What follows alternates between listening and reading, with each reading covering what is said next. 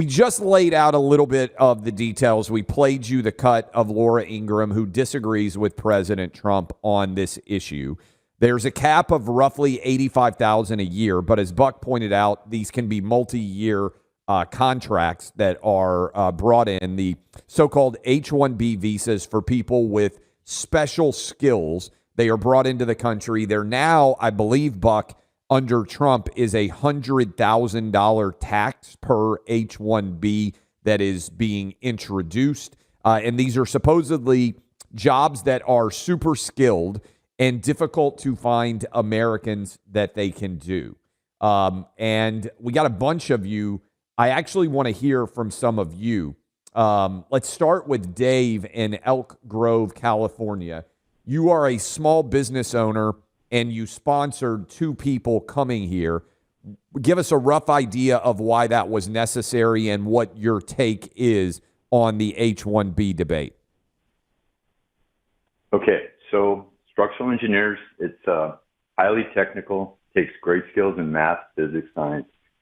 I'll put it in a sports analogy. If you're putting a team together and you want to win, you're going to draft the best players you can find from wherever they're born on the planet, okay?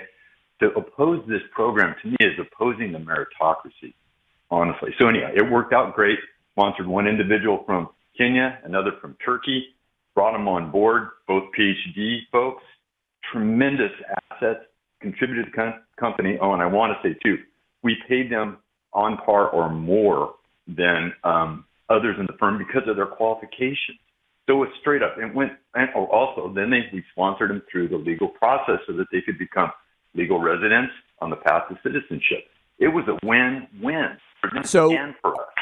You're a Trump. I assume you're a Trump voter. So this is something you would agree with the president on, not with Laura Ingraham and others. Let me ask you this: these are people that, in your opinion, they had a skill set from these foreign countries. You could not find Americans to do the job that you hired these individuals for, because sometimes the counter argument is you're paying less. I don't mean you specifically, but people who get H-1Bs are paying less to foreign workers because they're desperate to come to America instead of otherwise hiring qualified Americans. Is that not an accurate attack in your mind based on what you have seen in this program? Absolutely. The talent pool in this highly technical world is so thin, you have to reach out and get the best talent available wherever you can find it. It's not like you're going to roll out of bed and become an engineer, okay?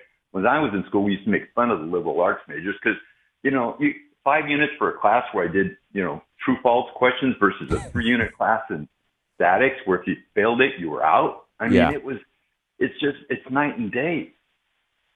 Okay, thank you for the call. I mean, this is where this gets a little tricky. I'll just say that we'll take calls on both sides of this. I know, and I know people personally who fall on both sides of this debate. Yeah, they're the same thing. Oh, I hired someone to do coding work from Georgia, the country, not the state, and they were fantastic. Or I hired somebody to, and I couldn't find anybody in it. Okay, well, but someone has to explain to me then a few things. First of all, I mean, you can go and find the Economic Policy Institute, for example, is one place. You can find all these different studies that show H-1B workers in the same role are making 20 to 30% less than American competitors. Okay, so that's we need to figure out whether this is true or not. I mean, if you do a simple search on this, people can say, "Oh no, we paid Tony or Ahmed or whatever more than the role would." Okay, well, you can say that for the job that you hired, but what's actually happening with the 750,000 H-1B workers across the country? Also, why are so many H-1B workers from one country, which is India? That's, I think, an interesting story in and of itself. There's a lot of countries out there, a lot of places that you would think would be turning out so-called talent. And remember, it's supposed to be talent that that is not capable of being found here in the marketplace. There are 340 million Americans and God knows how many illegals. You're going to tell me that there's no one who can do these jobs here? Well, there's a million people that are doing jobs. Now, to the point that Trump was making, Clay, I was at TSMC in Taiwan. Very interesting Taiwan trip. I've talked about it a lot. Do we have the know-how to run a fabrication facility for microchips at the level that TSMC does with the current U.S. workforce? No, we don't. And that's very important. But they're changing that. And that's what Trump was trying to talk about, I think. What bothers people is when Amazon is hiring H-1Bs to do menial coding work or to do phone bank stuff or, whatever, customer service, because they're cheaper. Yeah. And they're undercutting American workers. And that is happening. So one individual story about, but I found this great H-1B. Okay, that's fine.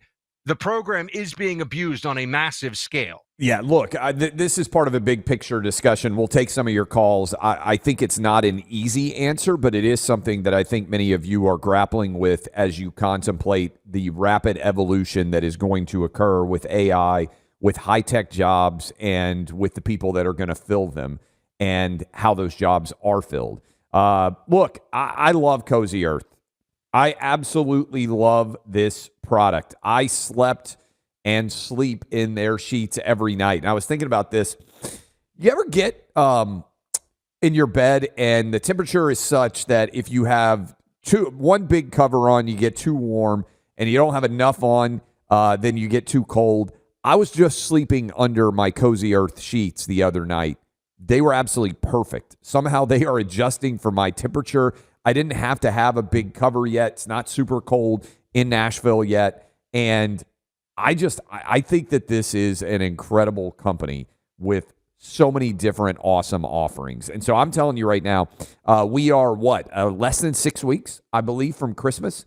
Buck's already got his Christmas gifts done. I got all my Christmas gifts for my family in New York. Cozy Earth, everything, Clay. Sheets, blankets. It's amazing. Towels, pajama sets, all done.